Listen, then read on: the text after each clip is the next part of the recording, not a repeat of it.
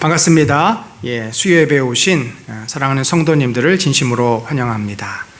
오늘은 우리가 민수기 네 번째 시간, 민수기 15장에서 17장까지의 내용을 함께 봅시다.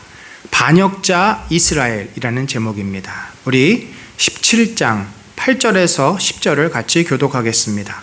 이튿날 모세가 증거의 장막에 들어가 본즉 레위 집을 위하여 낸 아론의 지팡이에 움이 돋고 순이 나고 꽃이 피어서 살구 열매가 열렸더라.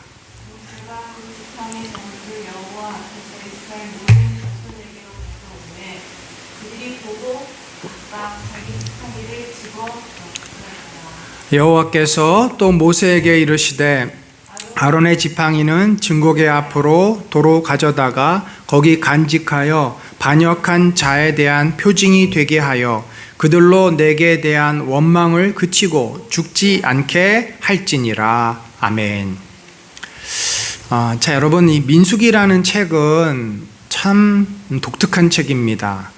보통 성경이라는 그 내용이 우리가 어떻게 해야 구원을 받을 것인가, 우리가 어떻게 해야 하나님을 잘 섬기고 경외하며 순종하며 복을 누릴 것인가, 이 믿음의 어떤 그 본질 그리고 신앙의 핵심을 주로 많이 이야기를 하는데, 이 민수기를 가만히 보면 기분이 괜히 나빠집니다. 민수기를 읽다 보면은 막 좀 속이 시끄러워집니다.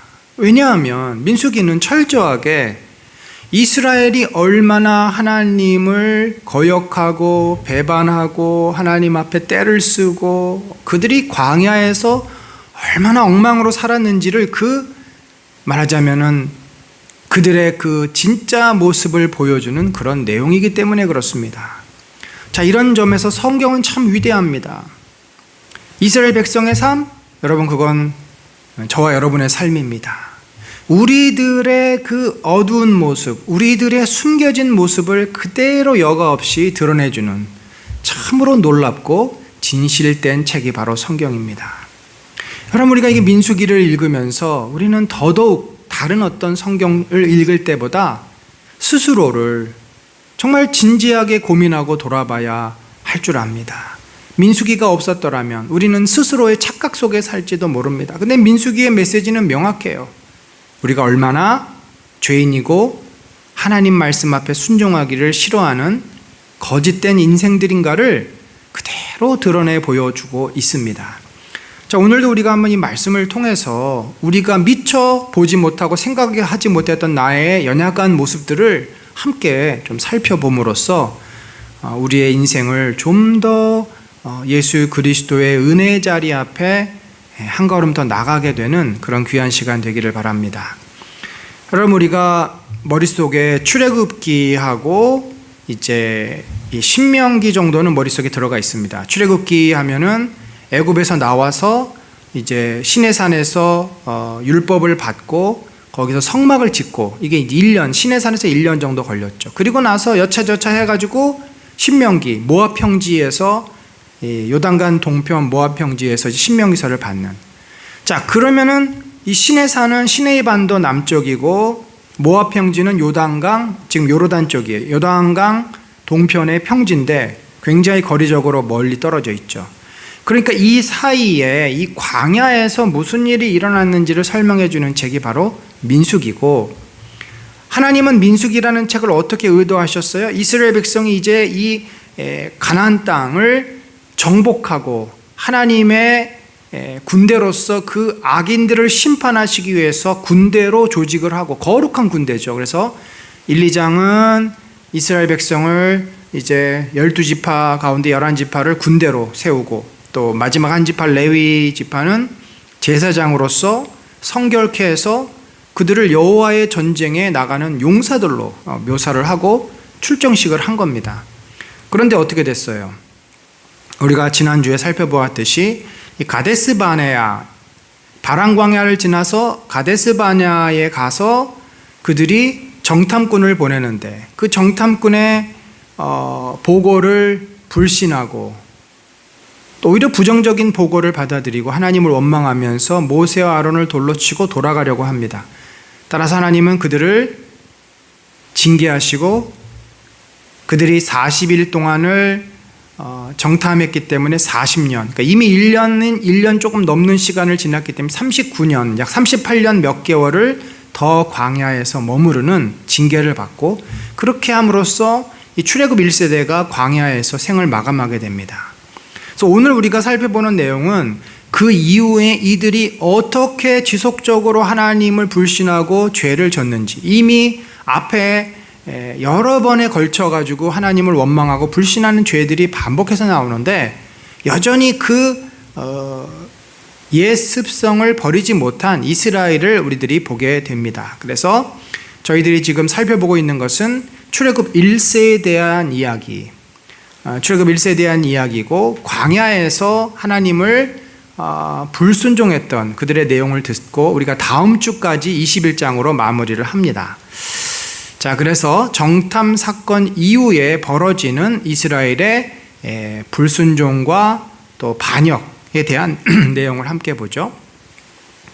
자, 그래서 행군을 위한 인구조사를 하고 행군을 위해서 이제 준비도 하고 다 했어요. 그런데 이제 10장부터 본격적으로 불순종하는 이스라엘의 본성이 드러납니다. 불순종이라는 건 뭐예요?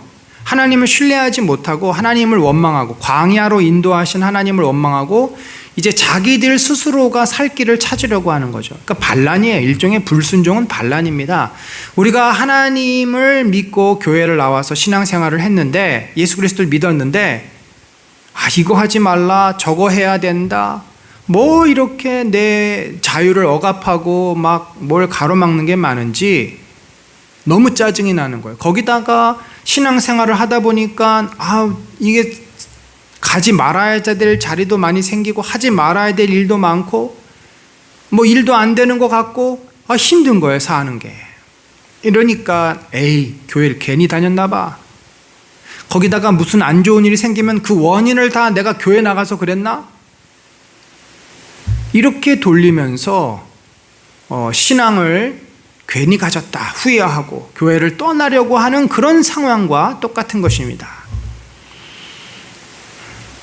그래서 이제 다베라, 불이 나와가지고 그들을 살르죠. 거기서 하나님에게 원망하고 먹을 것이 없다 원망하고, 또 미리암과 또 아론은 모세의 권위를 도전하고 뭐 이런 일들이 벌어지고, 결정적으로 가나안 정탐을 다녀와서 그들이 하나님의 약속을 헌신짝처럼 버리고 불순종을 하죠. 자, 그리고 나서 이제 오늘 우리가 15장인데, 그러면 앞으로, 그러니까 이들은 죄를 져서 하나님을 징계를 받았어요. 그러나 하나님의 마음은 항상 뭐가 있어요? 이들을 가나안 땅으로 이끌고 가셔서 거기서 잘 정착하게 하는 것이 하나님의 뜻이에요. 여러분, 우리가 아이들이 학교를 다니는데, 학교를 다니는 이유가 뭐예요? 학교에서 여러 가지를 배우죠. 뭐 인격도 배우고, 사회성도 배우고, 또 지식도 배우고. 이래서 결국은 어떤 고등학교든 대학교든 대학원이든 학교를 전문성을 갖는 거죠. 졸업하고서 결국 목적은 잘 살도록 하기 위한 거죠. 하나님의 목적은 가나안 땅에 들어가서 그들이 여호와를 섬기며 하나님 나라를 잘 세우고 살도록 하는 데 목적이 있어요. 그래서 자꾸 하나님은 그들의 그 연약함에도 불구하고 미래에 그들이 해야 될 일들을 제시하는 겁니다. 그런데 항상 이스라엘은 그걸 못 따라가고 과거에 머무르고 옛사람을 붙잡고 있고, 이런 어리석은 퇴행의, 그러니까 유아적인 퇴행의 삶을 벗어나지 못하고 있습니다. 약속의 땅에 들어갈 지킬 규례들을 가르쳐 주셨는데, 또 고라와 또 250명의 여러 사람들이 반란을 일으킵니다. 그래서 결국 하나님께서 아론의 지팡이에 싹을 나게 하셔서 다시는 이스라엘 백성이 하나님의 권위에 도전을 하지 못하도록, 모세의 권위에 도전하지 못하도록 그렇게 이제 이야기가 마무리가 됩니다. 자, 보면은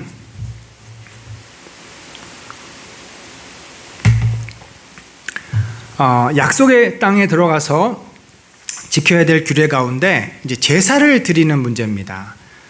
여기 보면은 화제, 번제, 소원을 갚는 제사, 낙헌제, 정한 절기제, 이거를 드릴 때, 이때 여호와께 제물을 드릴 때 소제와 전제를 함께 드리라. 자, 이게 무슨 말인가?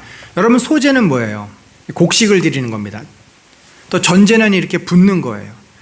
그래서 뭐 여러 가지 의미가 있겠지만 이러한 것들을 드림으로써 소제 같은 경우에는 곡식을 또 제사장들이 이제 그 식량으로 쓰기도 합니다. 그러니까 어떻게 보면은 지금은 소제를 드릴 수가 없어요. 곡식이 없잖아요. 근데 이 사람들이 여기서 소제를 안 드리는 습관에 젖어들면 가나안 땅에 들어가서 소제를 안 드리게 되고, 소제를 안 드리면은 제사장들이 먹을 쌀이 없습니다. 하나님께 드린 걸 통해서 제사장들이, 그래서 이 소제는 뭐와 연결이 되냐면 우리 한국 교회가 어렵고 우리 경제가 어려웠던 60년대, 5, 60, 70년대까지 성미를 말합니다. 성미. 성도들이 집에서 한 옵, 두 옵, 많이도 못 가져오잖아요. 그거를 성미함에 쏟아 부으면 그 목회자들이 그걸로 이제 먹고 살았던 거죠. 그러니까 이렇게 밥을 짓다 보면은 밥 색깔이 알록달록하답니다. 어떤 거는 이제 햅쌀이 나오고 어떤 거는 묵은 쌀이 나와가지고 누렇기도 하고 하얗기도 하고. 어쨌든 이렇게 하나님께서 앞으로 가나안 땅에 들어가면 소제를 통해서, 전제는 포도주를 붓는 거죠. 그러니까 포도주하고 이 곡식까지 다 드림으로써 이런 것을 가지고 제사장들이 생활을 할 수 있도록 그렇게 배려를 하신 것입니다. 근데 이러한 그 규칙을 정할 때 하나님께서는 항상 그 부가적으로 덧붙이는 말이 있는데 뭐냐면은 타국인도 여호와 앞에 그러하리라. 예외 조항을 두시지 않아요. 왜냐하면 유대인들 입장에서 볼 때, 이스라엘 백성들 입장에서 볼 때 타국인은 이방인이니까 하나님의 언약 백성이 아니야 라고 자꾸 제외를 시키는 겁니다. 그러나 하나님의 눈에 볼 때 그 땅에 들어와서 함께 예배드리는 이방인도 타국인도 다 하나님의 백성입니다. 하나님의 마음은 모든 인생을 다 품고 계시기 때문에, 그래서 이거를 안 넣으면 이스라엘 백성은 당연히 그들을 제외시킵니다. 너도 제외시키는데 이 구절을 안 넣으면 당연히 그 이방 민족은 제사에 참여도 못하게 할 것입니다. 실제로 나중에 여기 이렇게 민수기에도 있고 레위기에도 다 있는데 예수님 당시 유대인들이 어떻게 했어요? 타국인 이방인들은 아예 성전에 가까이 오지도 못하게 했어요. 그래서 그들을 배제시키고 이 하나님의 의도를 그들은 제대로 이해를 못한 것입니다. 또한 처음 익은 곡식 가루떡을 거제로 드리라. 이 거제로 드린다는 것은 이렇게 들어서 드리는 건데, 이 거제로 드린 것들은 대부분 제사장들이 다 가져가서 그들의 식량을 삼습니다. 그 땅의 양식 먹을 때 여호와께 거제를 드리되 너희의 처음 익은 곡식 가루떡을 거제로 타작마당의 거제같이 들어 드리라. 너희의 처음 익은 곡식 가루떡을 대대에 여호와께 거제로 드릴지니라. 그래서 이 또 처음 익은 곡식을 드린다는 게 의미가 있죠. 하나님께서 우리를 여기까지 인도하셨고 당신이 이 땅에 축복을 주셔서 우리가 이렇게 먹을 것을 얻었습니다. 주님 보십시오, 이것은 당신의 것입니다 라고 하는 고백으로 초태생이라든지 처음 익은 열매를 드리는 것은 굉장한 믿음의 고백입니다. 그래서 여러분도 무슨 일을 할 때 새롭게 처음 시작할 때는 우리가 항상 하나님 앞에 예배드리고 또 처음 얻은 어떤 결과물들을 또 하나님 앞에 드리는 그 습관은 굉장히 소중한 습관이라고 저는 생각해요. 여러분이 만약에 자녀가 어디 취업을 했다, 그래서 월급을 받았다, 그래서 월급을 하나님께 첫 월급을 드린다, 이거는 아깝잖아요. 첫 월급을 드린다는 것은. 그러나 내 평생의 직장을 하나님이 책임지신다는 그런 고백으로, 하나님이 나의 인생의 주인이라는 고백으로 이 드리는 태도, 그건 너무도 귀한 태도입니다. 우리가 이런 것들을 가르쳐야 하고 이런 태도를 배워야 할 줄로 압니다. 또한 이제 제사, 하나님께 드리는, 너희가 그 땅에 들어가서 소득을 얻었을 때 그 소득을 얻게 하시는 주인은 하나님이시다. 그러니까 이 땅에서 제일 중요한 원리는 하나님이 주인이심을 고백하게 만드는 것이죠. 그게 깨져버리면 아무것도 안 돼요. 여러분, 오늘날 한국교회가 왜 어렵습니까? 우리의 신앙이 자꾸 왜 흔들립니까? 항상 내가 주인 되려고 했기 때문 아닙니까? 지금 가나안 땅을 우리들이 살고 있잖아요. 예수 그리스도 안에서 우리가 얼마나 큰 축복을 누리고 있습니까? 그런데 이 가나안 땅이 어느 순간 이방 땅이 돼버리고 가나안 땅이 어느 순간 저주받은 땅이 돼버리는 이유는 뭐예요? 내가 주인 됐기 때문입니다. 내가 주인 되지 않고 하나님께서 주인 되심을 고백하는 그곳에는 반드시 하나님의 은혜가 임할 줄로 믿습니다. 두 번째, 그 땅이 여호와의 거룩한 땅이 되기 위해서는 이 죄 문제를 잘 다스려야 돼요. 여러분, 우리가 똑같습니다. 우리 크리스찬 라이프에 있어서 제일 중요한 거는 하나님의 주되심을 인정하는 삶이에요. 그리스도의 주되심을 인정하는 삶이에요. 두 번째 이슈는 뭐예요? 죄를 내가 다스릴 수 있어야 돼요. 근데 이 연결고리를 누가 갖고 있냐면 바로 성령께서 갖고 계십니다. 그래서 우리가 늘 성령을 사모하고 성령과 동행하기를 힘쓰는 자는 그리스도가 주되심을 고백하고 내 죄 문제를 이겨나갈 수가 있어요. 이게 바울의 로마서 8장이에요. 자, 여기에서 세 가지 예를 듭니다. 온 백성이 부지 중에 범죄했을 때, 그러니까 모든 백성이 자기들이 이게 죄라는 것을 인지하지 못하고 죄를 범한 경우예요. 회중이 부지 중에 범죄하였거든 온 회중은 수송아리 한 마리를 여호와께 향기로운 화제로 드리고 규례대로 소제와 전제를 드리고 소디엄소 한 마리를 속죄제로 드리고 또 그러니까 화제, 소제, 전제, 속죄제, 회중이 이 백성들이 다 죄를 지은 거니까, 교회가 다 죄를 지은 거니까 하나님 앞에 철저한 회개, 철저한 헌신을 요구하는 거죠. 그러면 제사장이 제사를 드리고 이스라엘을 위해 속죄하면 그들이 사함을 받는다. 두 번째, 한 사람, 한 개인이 범죄했을 때는 어떻습니까?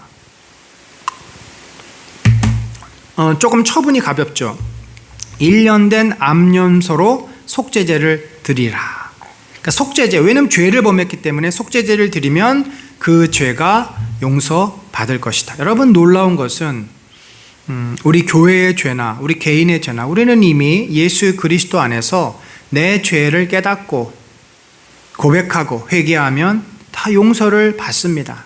그래서 이 가나안 땅에 들어가면 우리가 지금 이 예수 그리스도 안에서, 교회 안에서 사는 삶이 가나안 땅일진데, 이 복된 가나안 땅에 되려면 예수 그리스도가 주인 되심을 고백하고 날마다 우리를 넘어뜨리려 하고 우리를 유혹하는 죄를 그리스도의 은혜로 성령의 능력으로 이길 때 그 땅에는 진정한 가나안의 축복이 임할 줄로 믿습니다. 그런데 고의로 죄를 범할 때가 있어요. 고의로 마음에 앙심을 품고 악을 품고 탐욕으로. 성경의 기자들이 탐심을 뭐로 설명합니까? 바울은 탐심이 우상숭배라고 했고요, 야고보는 욕심이 잉태하여 장성한즉 사망을 낳는다. 그러니까 욕심, 탐욕은 죽음이라고 그렇게까지 극단적으로 표현합니다. 그러니까 이런 죄를 고의로 탐심을 갖고 악한 생각을 품고 오랫동안 그것을 마음에 지속하고 있다가 그 죄를 범하는 자는 이것은 여호와를 비방하는 자라, 이렇게 설명을 해요. 아니, 나는 여호와를 비방한 게 아닌데? 본문에 뭐라고 되어 있냐면, 본토인이든 타국인이든 고의로 무엇을 범하면 누구나 여호와를 비방하는 자니 그의 백성 중에서 끊어질 것이라. 그런 사람은 여호와의 말씀을 멸시하고 그 명령을 파괴하였다. 여러분, 우리가 하나님께서 명령한 말씀을 불순종하고 무시하는 게 얼마나 큰 죄인지, 우리가 구약시대 살았으면요, 우린 다 죽어야 됩니다. 하나님은 우리에게 얼마나 많은 말씀을 주셔서 십계명만 하더라도 우리가 매일매일 그 십계명대로 살아야 되는데 우리가 실제로 그렇지 못하거든요. 그럼 우린 매일 죽어야 돼요. 그러니 이 얼마나 참 우리는 큰 은혜 가운데 사는 겁니까? 내가 죽어야 될 것을 예수 그리스도께서 죽으셨잖아요. 그러나 구약시대는 아주 분명합니다. 고의로 죄를 범할 때는 죽어야 한다. 자, 이 고의로 범한 죄에 대한 예가 있어요. 바로 안식일에 나무를 한 예입니다. 여러분, 안식일에 나무를 땔감을 하러 왜 갔을까요? 그것은 땔감을 떼워서 밥을 지어 먹기 위해서이죠. 그런데 분명히 구약에 보면은 레위기도 그렇고 안식일에 밥을 해먹지 말라고 돼 있어요. 여러분, 밥을 해먹는다는 것이 오늘날도 얼마나 귀찮은 일입니까? 근데 고대 시대는요, 밥 해먹는 게 정말 힘들어요. 뭐 지금처럼 무슨 화력이 좋은 것도 아니고 냉장고가 있는 것도 아니고, 거기다가 만약에 고기라도 이렇게 먹으려고 치면은 그 절차가, 그래서 고대 시대 사람들은 하루에 2끼 먹으면 많이 먹는 겁니다. 간단하게 말하자면 우리말로 하면은 어제 해놨던 밥, 빵 조각, 그 부스러기 조금 먹고 그리고 나서 저녁 한 끼 거하게 먹는 거예요. 그거 준비하느라고 오후 내내 시간 보내야 하고 또 먹은 거 치워야 돼요. 그러니까 먹는 게 중요한 시대이기 때문에 거의 하루의 절반을 먹는 데 써야 돼요. 근데 이 안식일 날은 어떤 날입니까? 하나님을 경외하고 하나님 앞에 나와 예배하고 육신의 쉼과 내면의 쉼을 갖는 평온하고 회복의 날이에요. 그런데 거기에 다시 일을 하고 밥을 먹기 위해서 또 여러 가지를 번거롭게 했을 때 쉼이 되겠습니까? 집중이 되겠습니까? 그래서 이것은 하나님이 금하시는데 이거를 어겼을 때 이게 정면으로 어긴 거잖아요. 하나님의 중요한 명령을 정면으로 어긴 것입니다. 예를 들면 이 밥을 해먹는다는 거니까 주일날 이제 예배를 빼먹고 놀러 가는 거예요. 놀러 가기 위해서 예배를 빼먹고 자기 친구 만나기 위해서 예배 빼먹고 그러니까 교회를 안 나오는 거죠. 자, 이렇게 주의를 지키지 않고 예배를 거르고 예배를 무시하는 태도, 이런 태도가 하나님 앞에 어떤 죄라는 거예요? 고의로 범한 죄. 이것은 하나님을 무시하고 하나님을 경멸하는 죄다. 여러분, 우리가 좀 주의를 이렇게 거르고 주일날 내 개인 일 보기 위해서 예배 빠지고 이런 것에 대해서 너무 쉽게 생각하지 마십시다. 당연히 지금은 은혜의 시대니까 내가 주일날 친구 만나고 놀러 가고 저기 어디 맛집 찾아가지고 지방에 한 2-3시간 내려가서 맛집에서 그냥 맛있는 거 먹고 온다고 해서 하나님이 우리를 어떻게 하시지는 않습니다. 그러나 그 마음의 태도가 하나님 앞에서 고백되고 회개되지 않으면 하나님을 멸시하고 무시하고 경멸하는 그 마음은 분명히 하나님께서 징계하실 것입니다. 그런 마음으로는 하나님을 진심으로 믿는다고 할 수가 없습니다. 그래서 구약시대는 진영 밖에서 돌로 쳐서 그를 죽입니다. 그리고 나서 하나님께서는 이스라엘 백성에게 레위기에서 또 출애굽기에서 또 민수기 일부에서 얼마나 많은 계명을 주셨고 명령을 주셨습니까? 그들이 가나안 땅에 들어가서 하나님 말씀을 잘 지키도록, 그래서 복을 받고 영원히 행복되게 살도록 얼마나 많은 말씀을 주셨어요. 그런데 이들이 못 지키는 거예요. 그래서 그들로 하여금 이것을 생각나게 하고, 우리는 말씀을 지켜야 돼, 우리는 언약 백성이야, 우리는 거룩하게 살아야 돼 라는 것을 깨닫게 하도록 하나님이 표시를 그들에게 주셨는데, 그게 뭐냐면은 바로 옷단 귀에 술을 다는 겁니다. 옷단이라는 게 옷의 끝이잖아요. 그러니까 유대인들이 이렇게 걸치는 망토 같은 거에 끝단에다가 이제 흰색하고 청색 실을 꼬은 술을 달거나, 혹은 긴 약간 치마같이 긴 옷이면 또 그 끝단에 살짝 이 술을 다는, 그래서 이 술을 보면서 그들이 우리는 언약 백성이지, 우리가 하나님의 말씀을 순종하고 지켜야지 깨닫도록 했다라는 거죠. 여기 보면 대대 그들의 옷단 귀에 술을 만들고 청색 끈을 그의 귀에 술에 더하라. 이 술은 너희가 보고 여호와의 모든 계명을 기억하여 준행하고 너희를 방종하게 하는 자신의 마음과 눈의 욕심을 따라 음행하지 않게 하기 위함이다. 자, 여기 보면은 방종하지 않게 하고 음행하지 않게, 그러니까 하나님을 버리고 자기 멋대로 살지 않도록 자꾸 일깨워주는 역할을 한다는 거죠. 그리하여 너희가 내 모든 계명을 기억하고 행하면 너희 하나님 앞에 거룩하리라. 주님이 우리를 부르신 궁극적인 목적은 우리가 예수 그리스도처럼 거룩한 주의 백성 되는 것 아니겠습니까? 나는 여호와 너희 하나님이라. 나는 너희의 하나님이 되려고 너희를 애굽 땅에서 인도해 내었느니라.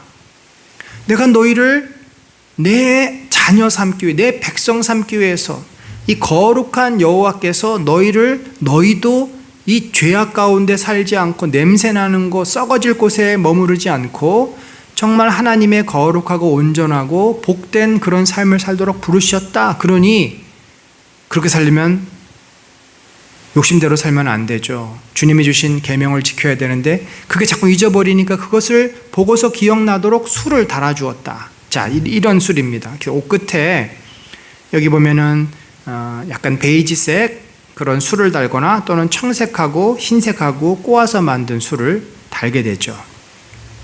자, 16장으로 넘어가면요. 하나님께서 이렇게 이제 가나안 땅에 들어가서 그들이 거룩하게 살도록 하나님의 관심은 항상 여기 있잖아요. 이스라엘 백성은 광야에서 불순종하고 죄를 지지만 하나님은 항상 그들이 이 땅에 들어가서 어떻게 살아야 될지에 대한 관심이 있는 거예요. 근데 16장에 이제 그러고 났더니 이제는 그 전에 12장에는 미리암과 아론이 모세의 지도권을, 모세의 권위에 도전을 합니다. 한 개인들이, 그것도 미리암하고 아론 정도면 모세의 누나 형이니까 좀 그럴만했다 싶어요. 이해가 되죠. 그 주변의 측근들이니까. 오늘날로 말하면은 김정은이에게 김여정이 이렇게 좀 대드는 것과 비슷한 그런 상황이죠. 그런데 이번에는 완전히 하나님께서 세워놓으신 질서 자체를 붕괴하려고 하는 아주 악랄한 그런 반란이 일어납니다. 자, 이 하나님의 백성에게 있어서 가장 중요한 질서는 뭐냐면 하나님과 인간의 관계예요. 자, 하나님은 우리를 다스리시는 분이요, 우리의 통치자요, 우리의 아버지 같은 존재요, 우리의 왕이십니다. 인간은 하나님을 섬기고 하나님과 사랑하고 하나님의 다스림을 받는 자녀와 같은, 갓난아이와 같은 존재예요. 그래서 질서가 있어야 됩니다. 그것을 매개해 주는 자가 누구냐면 바로 레위인들 가운데 제사장들이고, 그들 가운데 이 아론의 자손들을 통해서 이루어졌던 그 제사장들입니다. 그래서 이들을 통해서 하나님의 말씀이 주어지고 이들을 통해서 제사가 이루어지고, 그래서 이 질서가 깨져버리면 하나님과 인간의 관계가 굉장히 어려워집니다. 이스라엘이 남북으로 나눠졌을 때 북이스라엘의 여로보암이 바로 이러한 엄청난 죄를 짓습니다. 그가 어떻게 했죠? 아무나 염소를 가지고 오거나 뇌물을 가지고 오면 아무나 제사장을 시켜주는 겁니다. 자격이 없는 자를. 여러분, 한국교회가 참 그런 일부의 그런 좀 어려움이 있는데, 제대로 신학 훈련을 받지 않고 제대로 교단에서 건강한 훈련을 받지 않고 목사 안수를 받는 분들이 종종 있었어요. 그래서 그런 분들이 교회를 자기의 어떤 개인의 야욕을 위해서 교인들을 막 착취하고 또 문제를 일으키고, 마치 그래서 그분들이 한국교회의 어떤 대표적인 목회자인 것처럼 얼마나 한국교회의 오명이 되었는지 모릅니다. 소위 말해서 무인가 신학교 출신들 있어요. 충분히 있습니다.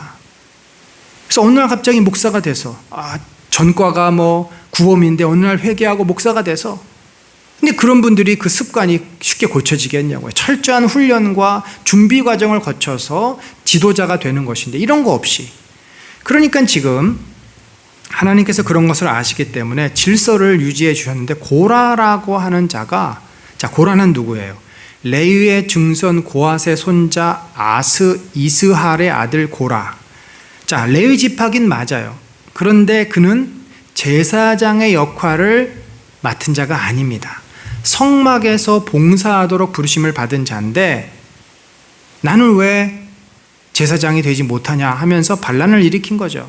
또한 두 번째, 루벤 자손 엘리압의 아들 다단과 아비람과, 이 사람들은 레위 지파도 아니에요. 또 벨렛의 아들 온이 당을 짓고, 그러니까 지금 레위 증손 가운데 고앗의 증손자 고라와 루벤 자손들이 당을 지었다. 그러니까 작당을 한다 그러죠. 작당이 당을 짓다는, 작당 모의, 이게 무슨 말이냐면 당을 지어서 어떤 뜻을 모았다는 말이에요. 이들이 작당을 한 것입니다. 당을 지어서 뜻을 모아 어떤 당을 지었어요? 왜 아론의 자손들만 제사장이 되어야 하나? 우리도 제사장이 될 수 있다. 자, 그 얘기는 뭐냐면 하나님이 세워놓으신 질서를 정면으로 붕괴하려는 그런 태도입니다. 자, 거기다가 이스라엘 자손 총회에서 택함을 받은 자 중 곧 회중 가운데서 이름 있는 지휘관 250명과 함께 일어나서 모세를 거스르니라. 자, 이 회중 가운데 이름 있는 자라 함은 이스라엘이 12지파가 있고 레위 족속을 빼면 11지파가 있지 않습니까? 사람이 얼마나 많습니까? 근데 그들 가운데 좀 지도력이 있는 사람들 250명, 뭐 오늘날로 하면 한 국회의원 수 정도 되겠네요. 상당히 많은 사람들이 당을 지어서 반란을 일으킨 거나 마찬가지입니다. 그들이 모여서 모세와 아론을 거슬러 그들에게 이르되 너희가 분수에 지나도다. 회중이 다 각각 거룩하고 여호와께서도 그들 중에 계시거늘 너희가 어찌하여 여호와의 총회 위에 스스로 높이느냐. 이 말이 뭐예요? 말이 뭐 좀 그런 것 같지만 결국은 왜 너희만 지도력을 가지고 장기 집권하느냐? 요즘으로 말하면 그거예요. 왜 장기 집권하느냐? 왜 아론의 자손들만 제사장이 되느냐? 우리도 지도자가 될 수 있고 우리의 자녀들도 레위인이 될 것이다. 뭐 요즘으로 말하면 굉장히 민주적인 것 같아요. 그러나 여러분, 교회가 의사를 결정하는 데 있어서 상당히 민주적입니다. 장로교회는 특별히 그렇죠. 그렇지만 하나님이 세워놓으신 질서는 우리가 함부로 할 수 없어요. 목회자를 세우는 문제라든지 하나님 앞에 세워놓으신 교회의 질서를 함부로 할 수는 없습니다. 그런데 이 고라가 당을 지어 이제 반역을 하는 거죠.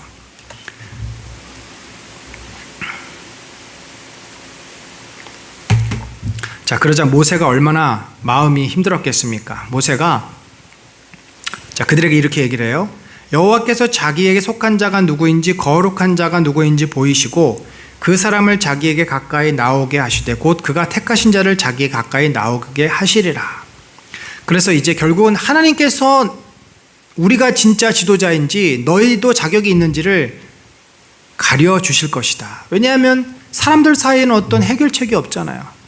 그들이 지도력을 부인하니 결국 하나님이 판단해 주실 수밖에 없는 것이죠. 그래서 모세가 이제 생각해낸 방법은 향로라는 것은 이제 성전 안에서 불을 피우기 위해서는 이 불 항아리가 필요하지 않습니까? 이 숯 같은 재를 넣어서 담아가지고 청동으로 만든 불 항아리예요.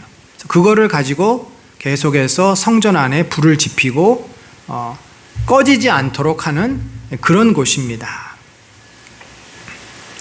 자, 그래서 이 향로를 가져다가 여호와 앞에 놔두고 누구의 향로를 받으시는 것을 보고서 그 사람이 여호와의 택하신 거룩한 자가 될 것이다. 이제 그렇게 이제 모세가 대안을 제시를 했어요. 그러면서 모세가 이 고라 자손에게 책망합니다. 여호와의 성막에서 봉사하게 하시며 회중 앞에 서서 그 일을 대신하여 섬기게 하심이 너희에게 작은 일이냐. 이 고라 자손이 무슨 일을 했어요? 고라 자손은 성막 기구를 관리하는 일을 했습니다. 그러니까 이제 제사라는 게 참 절차가 복잡해요. 백성들이 동물을 갖고 오면 이 동물을 잡아야 되잖아요. 동물을 제사를 드리는 자가 잡는 것입니다. 그걸 잡을 수 있도록 또 기구도 설치해야 되고 또 그 동물을 잡고 나서 각을 뜨고 그 고기를 또 옮겨야 되고 또 그 동물의 시체를 또 처리해야 되고 그거를 제상에 이 제단에 올리고 거기서 타고 남은 제도, 그러니까 이런 너무나 많은 절차들이 있는데 그런 것들을 다 관리하고 청소하고 유지 보수하는, 말하자면은 이 성전이 유지될 수 있도록 관리하는 역할을 맡고 있는 거죠. 여러분, 우리가 이제 예배를 드릴 때 예배를 돕는 손길이 있죠. 뭐 반주자도 계시고 안내도 보고 뭐 좀 규모가 있는 예배당 같으면 건물 관리도 해야 되고 에어컨도 키워야 되고 뭐 여러 손길들이 있어요. 말하자면 오늘날로 하면은 예배가 예배되도록 하는 모든 역할을 하는 사람들 가운데 특별히 관리하는 역할, 그것을 고라 자손이 맡은 거죠. 그런데 모세의 이야기는 그거죠. 그 일도 하나님 앞에 봉사하는 너무나 귀하고 소중한 일인데 너희가 어찌 그것을 가볍게 여기느냐는 거죠. 그 얘기는 뭐예요? 고라 자손은 설교자가 되고 싶은 거예요. 스포트라이트를 받고 싶은 거예요. 너희는 어찌 예배의 중심이 하나님인데 하나님 대신에 너희가 중심에 서려고 하느냐라고 지금 모세가 말을 하는 거죠. 너희가 오히려 제사장의 직분을 구하느냐. 이건 하나님이 정하신 질서가 아니에요. 그걸 깨트리려고 하는 겁니다. 이를 위하여 너와 너희 무리가 다 모여 여호와를 거스르는도다. 그러니까 실력 행사를 하는 거예요. 사람들을 끌고 와서 모세라에게 압박해서 결국 하나님이 그거를 바꿔주시도록 하나님을 자기들이 대할 수는 없으니까 모세와 아론에게 실력 행사를 지금 하고 있는 것입니다. 자, 원래 하나님께서는 어떻게 역할을 분담하셨어요? 이 민수기 3장 5절에 보면 모세에게 이렇게 말씀하셨습니다. 레위 지파는 나아가 제사장 아론 앞에 서서 그에게 시종하게 하라. 아론 앞에 서서 그에게 시종하라. 아론의 지시를 받아라, 그런 말이에요. 아론의 직무와 온 회중의 직무를 위하여 회막에서 심우하되 곧 회막의 모든 기구를 맡아 물두멍, 번제단, 여러 기구들이 있어요. 심우하되 회막의 모든 기구를 맡아 지키며 이스라엘 자손의 직무를 위하여 성막에서 심우할지니. 나무도 해와야 되고 물도 길러와야 되고 그냥 얼마나 많은 일들이 많습니다. 너는 레위인을 아론과 그의 아들들에게 맡기라. 그 말은 뭐예요? 아론과 그의 아들들이 제사장이 이들을 다 관리하는 지도자가 될 것이다 라는 말이죠. 그래서 레위의 아들들의 이름은 이러하니 게르손과 고핫과 무라리요. 아론의 지도를 받아야 될 레위 족속의, 그러니까 사춘지간이에요. 지금 넓은 의미의 사춘지간인데 레위 자손 가운데 이 아론의 자손이 제사장이 되고 다른 자손들은 성막에서 성전을 섬기는 그런 일들을 맡게 된 것입니다. 자, 그래서 구체적으로 고핫 자손의 일은 뭐냐면 성막 남쪽에 진을 치고 그들이 맡을 것은 증거궤와, 증거궤는 뭐예요? 하나님의 법궤가 들어있는 아주 임재의 장소, 중요한 것입니다. 상과 등잔대와 제단들과 성소에서 봉사하는 데 쓰는 기구들과 휘장과 그것에 쓰는 모든 것이며, 사실은 제일 중요한 그 하나님의 임재의 장소, 성령의 임재의 장소를 상징하는 그 모든 중요한 기구들을 이들이 다루고 있어요. 그러니까 얼마나 소중한 역할을 맡고 있는지 몰라요. 그럼에도 불구하고 이들은 자기들이 제사장이 되지 못한 것에 대해 불만을 가지고 하나님 앞에 데몬스트레이션을, 시위를 지금 하고 있는 거고 반란을 일으킨 것입니다. 제사장 아론의 아들 엘르아살은 레위인의 지휘관들의 어른이 되고, 어른이 뭐예요? 탑, 지도자가 되는 거예요. 엘르아살이 대제사장이라는 것입니다. 대제사장의 지도를 따라 그들이 일사불란하게 성전을 관리하고 섬겨야 돼요. 성소 맡은 자를 통할할, 관리할 것이다, 이런 말이죠. 그러면서 뭐라 그랬냐면, 이게 하나님의 임재의 장소니까 지성소를 관리하고 또 상과 등잔대를 관리하지만 그들이 그 지성물에 함부로, 그 법궤라든지 이런 데 함부로 다가서지 못한다는 것입니다. 거기엔 누구만 들어가요? 제사장만 들어갑니다. 그러니까 이 고핫 자손은 성막 밖에서 일을 하는데 움직일 때, 그때 이제 이 성물들을 그들이 관리해서 잘 싸서 소 달구지에 가지고 가고, 세팅이 되면 그들은 또 들어갈 수가 없어요. 지성물에 접근할 때 그들의 생명을 보존하고 죽지 않게 하기 위하여 이와 같이 하라. 아론과 그의 아들들이 들어가서 각 사람에게 그가 할 일과 그가 맬 것을 주의하게 할지니. 그러니까 제사장이 들어가서 그 성물을 고핫 자손에게 주고 이거 이렇게 해라 저렇게 해라 다 관리를 하라는 거죠. 그들은 잠시라도 들어가서 성소를 보지 말라. 그들이 죽으리라. 만약에 확 장막문을 열고 자기들이 들어서 이거 뭐지, 이거 어떻게 해야 되지, 돌아다니면 그들은 죽게 될 것이다. 그건 뭐냐면 그만큼 하나님의 이 거룩한 성물을 조심해서 다뤄야 된다는 이야기죠. 그런데도 그들은 모세의 말에 의하면 자기들의 이 귀한 직무에 만족하지 못하고 하나님 앞에 반란을 일으킨 것입니다. 자, 그 밖에 루벤 자손 다단과 아비람이 이런 불평을 해요. 모세가 엘리압의 아들 다단과 아비람을 부르러 사람을 보냈더니 그들이 이르되 우리는 올라가지 않겠노라. 아예 만나 주려고도 하지 않아요. 그러면서 그들이 이제 전한 거죠, 말을. 이들의 수준은 또 달라요. 지금 고핫 자손들은 자기들이 센터에 서지 못한 것에 대한 불평과 불만. 왜 우리는 메인 성가대에 왜 성가를 못하냐? 왜 나는 메인 예배에 사회를 못 보냐? 뭐 이런 불만이라고 한다면, 다단과 아비람은 그냥 일반 백성들이 갖고 있는 불만이에요. 내가 우리를 젖과 꿀이 흐르는 땅에서 이끌어내요. 자, 여러분 보십시오. 이 사람들의 젖과 꿀이 흐르는 땅은 어디예요? 가나안이 아니라 애굽이에요. 그러니까 이들은 눈에 보이는 젖과 꿀이 흐르는 땅을 생각하고 있고, 여호수아와 갈렙은 그들의 믿음의 눈으로 가나안 땅을 젖과 꿀이 흐르는 곳이라 이렇게 이야기한 것입니다. 내가 우리를 젖과 꿀이 흐르는 애굽 땅에서 이끌어내요 광야에서 우리를 죽이려 함이 어찌 작은 일이기에 오히려 스스로 우리 위에 왕이 되려 하느냐. 지금 어느 말 하나도 맞는 말이 없어요. 모세가 이스라엘 백성을 끌어냈습니까? 광야에서 죽이기 위해서 끌어냈습니까? 모세가 왕이 되려고 합니까? 얼마나 그들의 인식은 잘못되어 있고, 얼마나 그들은 스스로 혼자서 착각하며 생각하고, 얼마나 하나님의 말씀과 진리를 무지하고 깨닫지 못하는지. 결국 우리의 이 불순종과 죄가 다 어디서 오냐면요, 우리의 어리석은 생각 속에서 오는 것입니다.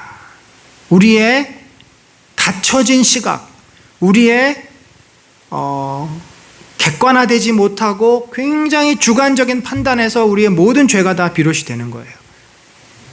그래서 왜 진리가 중요하면, 왜 우리가 진리를 바라봐야 되고 진리를 붙잡아야 되냐면, 진리를 바라볼 때 나의 이 모든 주관적인 것들이 그 진리 앞에서 무력화되고, 그것이 기준이 아니라는 것을 깨닫고, 우리는 진리의 기준을 붙잡기 되기 때문이고, 그럼으로써 우리는 죄에서 벗어날 수가 있는 겁니다. 그런데 진리를 우리가 사랑하지 않고 진리를 붙잡지 않으면 기준은 뭐가 돼요? 내가 되고, 나의 제한된 생각, 나의 굉장히 주관적인 판단, 이런 것들이 기준이 되어서 지금 광야에서 내가 우리를 죽이려 하고 네가 우리의 왕이 되려 한다라는 말도 안 되는 소설, 요즘 뭐 소설 많이 쓴다 그러죠. 정치인들이 무슨 얘기하면 소설 쓴다 그러는데, 누가 어떤 소설을 얼마나 더 잘 쓰는지 모르겠지만 뭐 정치인들만 쓰겠어요? 우리도 마찬가지예요. 우리가 진리의 말씀을 붙잡지 않으면 우리는 객관성을 잃어버립니다. 그리고 또 이렇게 얘기해요. 우리를 젖과 꿀이 흐르는 땅으로 인도하여 드리지도 아니하고 밭과 포도원도 우리에게 기업으로 주지 아니하니 내가 이 사람들의 눈을 빼려느냐? 지금 다단과 아비람, 그러니까 이 사람들이 그동안에 있었던 모든 불평, 불만을 이제 모세에게 완전히 쏟아 놓은 것입니다. 그래서 모세가 이제 하나님께 참 얼마나 마음이 참담하고 얼마나 마음이 고통스러웠겠습니까? 그가 하나님께 기도했을 때 하나님께서 이제 드디어 진노하시죠. 고라가 온 회중을 회막문에 모아놓고 그 두 사람을 대적하려 함에 여호와의 영광이 온 회중에게 나타나시니라. 그러니까 사람들이 지금 이 성막 앞으로 막 구름대처럼 몰려온 거예요. 지금 250명의 지도자가 왔으니 그들에게 딸린 사람들까지 치면 지금 몇만 명이 모였는지 몰라요. 몇십만 명이 모였는지 모릅니다. 엄청난 수가 지금 250명의 지도자를 따라 지금 모인 겁니다. 그러니까 이게 지금 제가 볼 때는 성경 그 광야 역사 중에 가장 큰 반란이에요. 고라의 반란이. 이스라엘 역사 속에서 이렇게 대규모로 반란을 일으킨 적이 있었나 싶습니다. 12정탐꾼 사건은 10정탐꾼의 부정적인 보고로 이스라엘 백성이 하나님을 신뢰하지 못하고 절망한 사건이라면, 이거는 자기들이 직접 하나님 앞에 들고 일어나서 대중 봉기를 일으킨 거예요. 250명이 지도자니까 그 사람이 천부장인지 만부장인지 모르지만 1000명만 해도 25,000명이잖아요. 아니죠. 25만 명인가요? 1000명만 해도, 그렇죠. 250명이니까 25만 아닙니까? 천부장만 해도. 한 사람이 1000명을 지도하는 사람이라 할지라도. 그러니까 하여튼 어마어마한 수가 지금 몰려온 겁니다. 하나님이 정말 화가 나셔서 너희는 이 회중에게 떠나라. 내가 순식간에 그들을 멸하노라. 그러니까 이 수많은 사람을 싹 다 멸하겠다는 거예요. 그러자 모세가 아론이 이렇게 얘기합니다. 그 두 사람이 엎드려 이르되 하나님이여, 모든 육체의 생명의 하나님이여, 이 한 사람이 범죄하였거늘 온 회중에게 진노하시나이까? 그러니까 지금 반란을 일으킨 사람은 소수잖아. 이 사람들은 다 선동이 돼서 다 따라온 거예요. 지금이나 예나 이 선동의 사람들이 쉽게 마음이 빼앗깁니다. 우리나라 정치사도 보면은 뭐 광우병 얼마나 다 선동한 겁니까? 그러니까 이 선동을 해서 수많은 사람들이 온 거니까 진실하고는 상관없이. 그러니까 하나님 앞에 모세가 이 사람들의 목숨을 용서하여 달라고 기도를 합니다. 그러자 하나님께서 그러면 너희는 고라와 다단과 아비람의 장막 사방에서 떠나라. 그러니까 아람과 다단과 고라와 다단과 아비람이 그러니까 데모의 이 반란의 주모자들의 그 장막, 그들이 사는 집, 그 주변에서 다 떠나라는 거죠. 그래서 모세가 이제 직감을 합니다. 사람들에게, 회중에게 말하여 이르되 이 악인들의 장막에서 떠나고 그들의 물건을 아무것도 만지지 말라. 그들의 모든 죄 중에서 너희도 멸망할까 두려워하노라. 그러니까 그 주변에서 다 떠나라는 거죠. 우리가 이제 그 가나안 땅에 들어가서 그 물건을 숨겼던 이름이 뭐였죠? 생각이 안 나네요. 아간의 그 모든 물건과 아간의 집이 다 어떻게 돼요? 그냥 폭삭 다 하나님의 심판을 받죠. 그런 것처럼 지금 하나님께서 이제 역사를 하시는 겁니다. 만일 여호와께서 그러면서 이제 모세가 사람들에게 얘기해요. 여호와께서 새 일을 행하사 땅이 입을 열어 이 사람들과 그들의 모든 소유물을 삼켜 산채로 수월에 빠지게 하시면 이 사람들이 과연 여호와를 멸시한 것인 줄을 너희가 알리라. 왜냐하면 새 일을 행한다? 이게 좋은 의미가 아니에요. 그동안 해보지 않았던, 그전에는 연병이 와서 치고 또 불이 내리고 이랬는데 땅이 꺼져가지고, 요즘으로 말하면 지진인 거죠. 지진 아니면 뭐 함몰되는 거. 여러분 요즘도 아스팔트가 함몰이 되잖아요. 근데 이 광야라고 하는 이 사막 지역이 함몰되는 건 아주 우습습니다. 지반이 약한 곳이 많잖아요. 그러니까 함몰이 돼서 그들이 지하로 묻혀버리는, 이거는 성경에서 어디 나온 게 없는 상황인데, 자, 이러면은 이들이 큰 죄를 범한 줄 알라. 그러자 그가 그 모든 말을 마치자 그들이 섰던 땅바닥이 갈라지니라. 땅이 그 입을 열어 그들과 그들의 집과 고라에게 속한 모든 사람과 그들의 재물을 삼키매 집안 침하가 일어나고 이제 땅이 꺼져버린 겁니다. 그들과 그의 모든 재물이 산채로 수월에 빠지며 땅이 그 위에 덮이니 그들이 회중 가운데서 망하니라. 지진이 났다고 볼 수 있겠죠. 지진이 나서 이제 함몰이 되고 덮여지고 땅이 다 토사가 그들을 덮어버리는. 그리고 나서는 여호와께로부터 불이 나와서 분향하는 250명을 불살랐더라. 그 후에 그들이 가져갔던 향로가 있죠. 이거를 쳐가지고 제단에 드리게 되는데 이걸 표로 삼습니다. 그래서 어떻게 표를 삼냐? 이스라엘 자손의 기념물이 되게 하였으니 이는 아론 자손이 아닌 다른 사람은 여호와 앞에 분향하러 가까이 오지 못하게 함이며 또 고라와 그의 무리와 같이 되지 않게 하기 위함이라. 그래서 이것을 하나의 사인으로, 그러니까 성경은 어떤 기념품, 또 기념일 이런 것들을 굉장히 중요하게 생각합니다. 왜냐하면 우리가 자꾸 잊어버려서 그래요. 그래서 성경에 특별히 모세오경에 굉장히 중요한 단어가 신명기, 기억하라, 사카르라고 하는 단어인데 기억하라. 그래서 이 향로로 그들이 얼마나 불순종했는지를 보여줍니다. 근데 그리고 나서 백성이 또 원망해요. 이스라엘 이튿날 이 큰 사건이 있었는데도, 그러니까 이제 고라와 몇 사람만 죽었잖아요. 그러니까 사람들은 피부로 와닿지 않는 거예요. 그럼 사실 우리가 뭐 수해가 났지만 수해를 당한 사람은 고통스럽지만 우리가 뭐 그런 일이 있을 수 있어서 별로 피부에 와닿지 않잖아요. 그러니까 몇 가정은 완전히 지금 멸망을 당하고 250명이 불타 죽었는데 사람들은 피부로 와닿지 않는 겁니다. 이튿날 이스라엘 자손의 온 회중이 모세와 아론을 원망하여 이르되 너희가 여호와의 백성을 죽였도다 하고 회중이 모여 모세와 아론을 칠 때 회막이 바라본 중 구름이 회막을 덮었고 여호와의 영광이 나타났더라. 그러니까 이 사람들이 너희 때문에 죽었다. 그러면서 이제 뭔가 자기네 뜻대로 되지 않은 것에 대한 불만을 제기합니다. 이에 모세가 아론에게 이르되 너는 향로를 가져다가 제단 물을 그것에 담고 그 위에 향을 피워 가지고 급히 회중에게로 가서 그들을 위하여 속죄하라.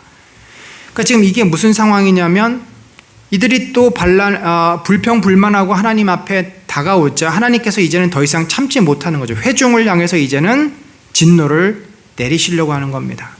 그때 모세가 급히 속죄를 하는데 그래서 연병이 확 돌잖아요. 그러나 모세가 이제 백성을 위해서 속죄했기 때문에 죽은 자와 산 자 사이에 섰을 때 연병이 그치니라. 고라의 일로 죽은 자와 자 외에 연병에 죽은 자가 14,700명이었더라. 그러니까 모세는 어떻게 하든지 백성들을 죽지 않게 하려고 하고 어떻게든지 용서를 받게 하려고 하고, 하나님은 거룩하신 분이기 때문에 그들의 그 죄악을 보고만 있을 수가 없는 것이죠. 그래서 모세는 누구의 모델입니까? 모세가 누구의 표징이에요? 바로 예수 그리스도의 표징이죠. 시간이 돼서 여기서 좀 마무리를 하겠는데 17장은 다음 주에 같이 하도록 하겠습니다. 이 민수기를 보면서 중요한 거 하나, 요거 하나만 좀 보죠.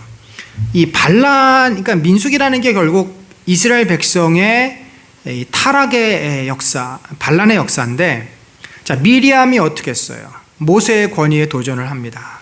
또 13장부터 지금 이제 16장까지 결국은 뭐냐면 그들의 핵심은 하나님을 신뢰하지 않고 애굽을 여전히 젖과 꿀이 흐르는 땅으로 생각하는 거예요. 그래서 다시 애굽으로 돌아가려고 하고 그런 어떤 그들의 속성, 그래서 그들이 하나님 앞에 죄를 범했지만 그래서 심판을 하시면 모세는 그때마다 속죄하고 중보하여서 그들이 결국 멸망하지 않는, 자, 이런 패턴을 볼 때 이것은 뭡니까? 결국 오늘날 우리들의 삶하고 똑같아요.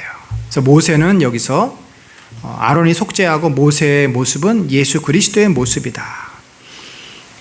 그래서 인생을 자꾸 광야에 비유하는 겁니다. 우리는 늘 그렇잖아요. 하나님이 우리를 구원해서 천국의 이 영광, 거룩을 알게 하셨는데 여전히 이 땅의 것에 마음 빼앗기고 이 땅의 것을 좋다 그러고 애굽을 가나안 땅으로 생각하고 그것이 안 됐을 때 불평하고 원망하고 또 좀 뭐가 되면은 내가 하나님인 것처럼, 내가 예수님인 것처럼 내가 내 주인됨을 주장하고 내 마음대로 하려고 하고, 그래서 이 두 가지의 죄가 늘 우리를 괴롭힙니다. 미리암과 아론의 반역, 고라 자손의 반역. 왜 내가 센터에 있어서 안 되냐? 내가 왜 주인 노릇하면 안 되냐라는 그 죄고, 또 나머지 백성들의 불평 원망의 핵심이 뭐예요? 왜 젖과 꿀이 흐르는 땅으로 우리를 이끌고 들어가지 않고 이 광야에 놔뒀느냐? 왜 내가 하는 일마다 안 되고 왜 이렇게 내가 어렵고 왜 이렇게 내가 고생해야 되느냐? 바로 그 두 가지예요. 여러분, 우리 자신의 삶을 가만히 보면은 이 두 문제가 늘 우리를 힘들게 하고 이것 때문에 죄를 짓고 이것 때문에 회개하고, 그럼에도 불구하고 주님은 우리를 더 용서하시고 모세처럼 한 영혼이라도 더 구원하시고 한 영혼이라도 더 용서해 주시기 위해서 애쓰시는 게 바로 중보자, 우리 주 예수 그리스도 아니십니까? 여러분, 우리가 민수기의 이야기를 구약의 이야기로 생각하지 맙시다. 성경은 내 이야기를 하고 있습니다. 이 두 가지의 죄의 문제, 교만과 이 땅의 욕심, 이 땅의 삶에 대한 집착, 이 두 가지 문제를 우리는 어떻게 극복하겠습니까? 성령의 은혜가 아니고서는, 성령께서 우리가 누구인지를 깨닫게 하시고 성령께서 우리로 하여금 그리스도께서 허락해 주신 이 거룩한 하나님 나라의 축복을 늘 사모하고 그것을 붙잡고 살게 하지 않고서는 우리가 이 죄를 벗어날 수가 없습니다. 우리 모두 성령의 은혜와 능력 안에서 교만의 죄와 이 땅을 사모하는 그런 육신의 죄를, 탐욕의 죄를 이겨나가는, 그래서 가나안의 축복을 누리는 저와 여러분 되시기를 간절히 축원합니다. 하나님 아버지, 연약한 인생을 불쌍히 여겨주시고 우리가 누구입니까? 하나님의 은혜가 없이는 한순간도 살 수 없는 죄인이요 하나님의 자녀요 예수 그리스도의 제자됨을 고백하게 하소서. 그것이 내 머릿속에서 뿐만 아니라 마음과 삶에서 고백되게 하시고 그래서 이 땅에 대한 집착, 이 땅에 대한 욕심, 탐욕에 대해서 내가 정말 내려놓을 수 있고 주님 바라보며 주님께서 주시는 이 가나안의 축복을 누리고 사모하고 그것을 또 풍성한 은혜로 갈망하는 저희 모두가 되게 하여 주시옵소서. 지금은 우리 구주 예수 그리스도의 놀라우신 은혜와 하나님 아버지의 무한하신 사랑과 성령님의 감화 감동 교통하심이 참으로 내가 주인이 아니요 나는 그리스도의 종이요 그리스도의 제자요 하나님의 자녀임을 고백하고 우리에게 허락해 주신 풍성한 하나님 나라의 축복과 은혜, 가나안의 축복을 사모하며 그것으로 인해서 기뻐하고 감사의 삶을 살기로 작정하는 심령 위에 지금부터 영원까지 함께 하실지어다. 아멘.